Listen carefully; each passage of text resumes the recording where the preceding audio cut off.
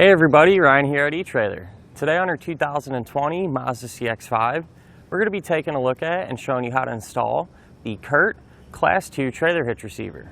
Since this hitch does have the smaller 1.25" by 1.25" opening, this is going to work great for those of you that already have those accessories that'll fit it.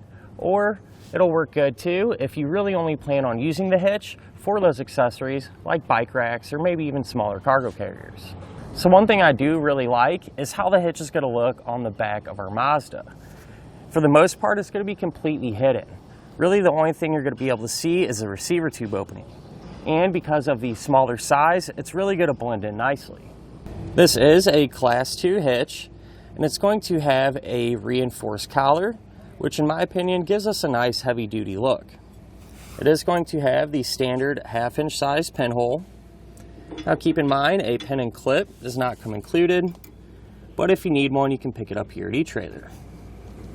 I'm not super crazy about these safety chain openings because they do sit right underneath our pin and clip, but they should be big enough to allow us to use just about any size hook that we might have. Now one thing I did notice is that our hitch is going to give us some pretty good clearance. And what I mean by that, the end of the receiver tube opening is going to sit kind of just behind our bumper, so that should work out well for folding accessories. Now to figure out exactly if those folding accessories will work, I'll give you a measurement here. We'll go from the center of the hitch pin hole to the edge of our bumper. It's going to be right at about 4.5 inches. So that'll allow you to figure out exactly if any of those folding accessories can indeed be stored in the upright position without contacting the bumper. But in most cases, that's not too far of a distance, so you shouldn't really have any issues. If we take another measurement from the ground to the top inside edge of our receiver tube opening, it's going to be right at 13.5 inches. So if you do plan on doing a little bit of light duty towing and need to get a ball mount, chances are pretty good you're going to need to get one with a rise. Now as far as the weight capacities go, we're going to have a 350-pound maximum gross tongue weight rating. So that's going to be the amount of weight that's pushing down on the hitch.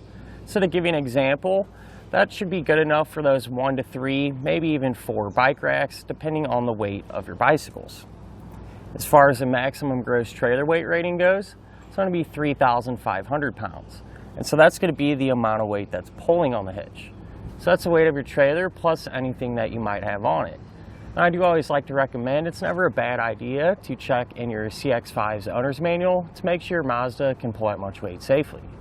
So at the end of the day, a really good looking hitch, that should work out well for those accessories.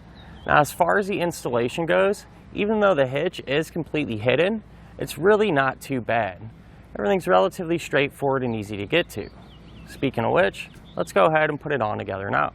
To begin our install, we're going to be working underneath the back of our Mazda.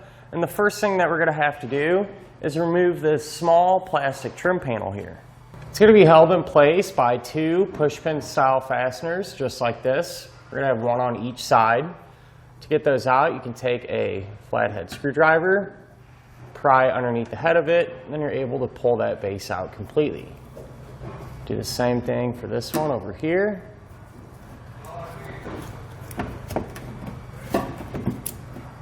And it looks like if we kind of bend it towards us, there's also going to be a small little clip in there. So you can take your screwdriver and just kind of pry it towards the back of our vehicle, like that. And that will allow us to completely lower it so we can set it off to the side. Now we are going to need to lower our exhaust to give us some more room to work, but what I like to do is take a strap and just kind of run it from side to side. That way the exhaust will have a little bit of support and we're going to be able to kind of control how much and how fast we lower it down. We're going to have 2 rubber isolator hangers just like this on each side of our muffler, and those are going to need to be removed because that's what's actually holding our exhaust up. So to make it a little easier, you can spray them down with some soapy water or some lubricant, and that'll just allow it to ease off a little bit better. But the way we get them off, you could take a pry bar or a big flathead screwdriver, and just kind of pry one end of the hanger off of the metal portion there.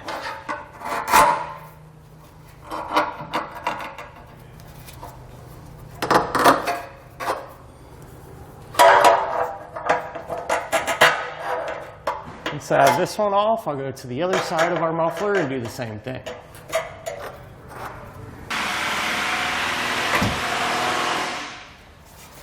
Once we have them removed from the hangers, we can loosen up our strap a little bit and lower the exhaust.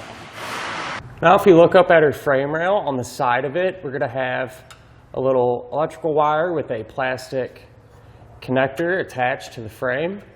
What we're going to do is just pop that connector out and out of the way. That way we don't have to worry about it interfering with our hitch when we go to put it up. Just take a screwdriver and pop it out. Now from this point on, anything we do to this side of the vehicle, we're also going to do to the other side because it'll be set up the exact same way. And if we follow our wiring towards the front a little bit, we're also going to have another plastic clip that we'll take out as well. If we look on the side of our frame rail, we're going to have a little piece of tape here that's covering up a hole that we'll eventually use as an attachment point. So we need to get that tape out of the way. So you can just take a scraper or a flathead screwdriver, something like that.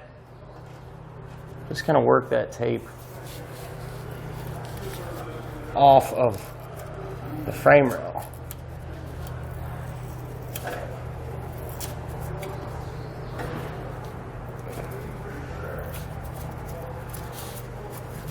Once that's out of the way, if the bottom or side of your frame rail here have this sealer on it, and if it's laid on there thick like this is, we are going to need to get it down to the bare metal. That way it won't interfere with the hitch. So again, you can just take your scraper and just work that sealer off until it's nice and clean. Sometimes the sealer can be a little tough to get off. And what I found is just to try a handful of different tools. And it seems sometimes one will work a little bit better than the other. In this case, I found this little trim panel tool. Does the job pretty good.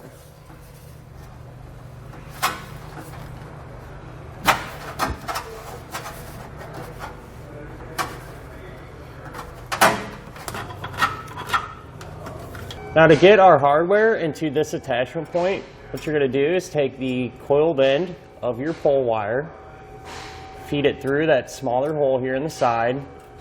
We're going to drop it out of this larger hole here on the bottom of our frame rail. What we're going to do is take a spacer block, put that over the pole wire, and a carriage bolt. We're going to thread that carriage bolt onto the pole wire. Then we can feed the hardware up into the frame rail and kind of pull on that bolt to get it to come out. So now that we verified the hardware comes through properly, what I'm going to do is just barely push that bolt right back inside of the frame. That way when we go to put our hitch up, it's not going to interfere. Our other attachment point is going to be right here underneath this piece of tape again. Pretty much the same setup as the other one. We'll just get that tape removed.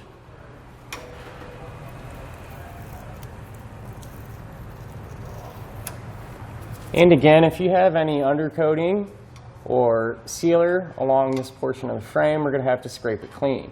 This area looks pretty clean for me in my case, but right here along this lip, there is some sealer, so I'll go ahead and get that out of the way.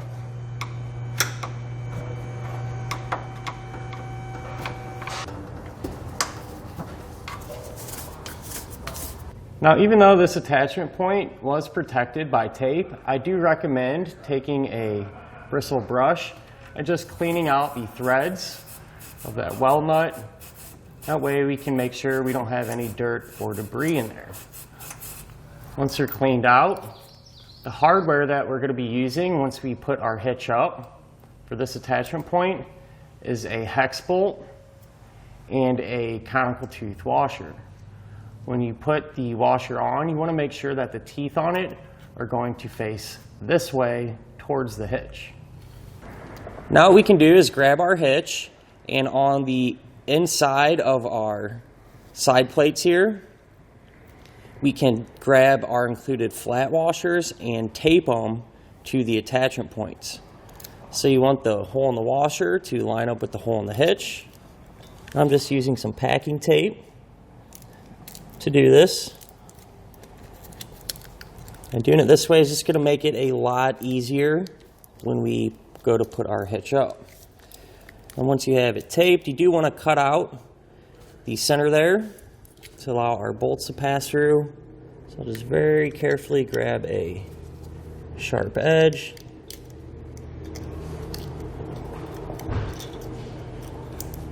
And just kind of cut that tape out of the way. Now you're going to want to do this for all 4 of our attachment points on the hitch. So this one here, and this one right here on each side. Since we are going to have to kind of pull our fascia back to get our hitch up behind it, I did notice in our case we have 2 more push pin style fasteners kind of on each side. And so what I think I'm going to do is just remove those using a flathead screwdriver. That way we have a little more room to work, and I think it'll just make it a little bit easier to get our hitch up where it needs to be. Now with an extra set of hands, we can take our hitch and raise it into position. You want to be sure this back end goes above the wiring and above your exhaust.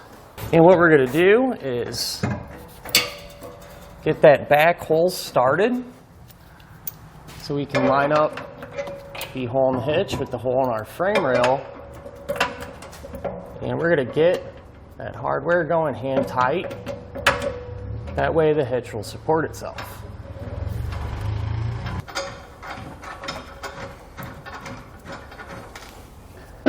Now what we can do is take the end of our pull wire, and we're going to run it through this other attachment point here in the hitch from the inside out. And then we can actually push up on our hitch to get it to go behind our bumper. So if you push up on the hitch and kind of pull out on our fascia, we're able to kind of work it into position. I'm going to have to do this on each side.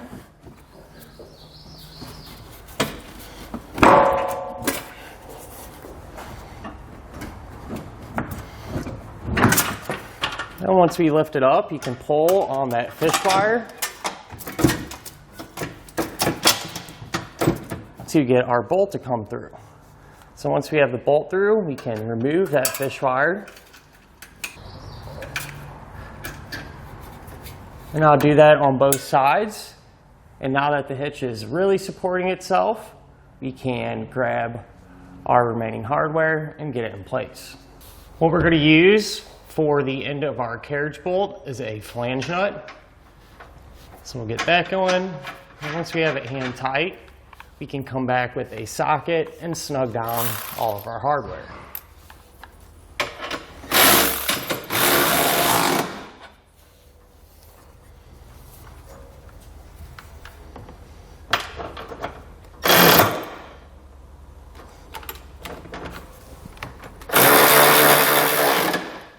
And then we can come back in with a torque wrench and tighten all the hardware down to the amount specified in our instructions. The hitch does come included with a couple of zip ties, and what I did was just took our wiring that we disconnected from the side of our frame rail and just use that zip tie to secure it to the side of our hitch. Now we can raise our exhaust back into position, and so what I did was just re-lubricate the hangers. Can lift up, just line it up with our hand and slide those hangers back on.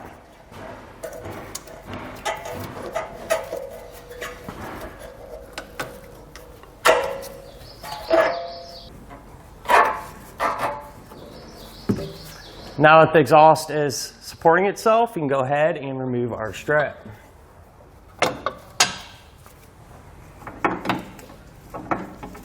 Can move back to the bottom of our fascia and reinstall our push pin fasteners. Now, as far as that little plastic trim piece that we originally removed that went right here, that's not going to fit, so we will not be reinstalling that.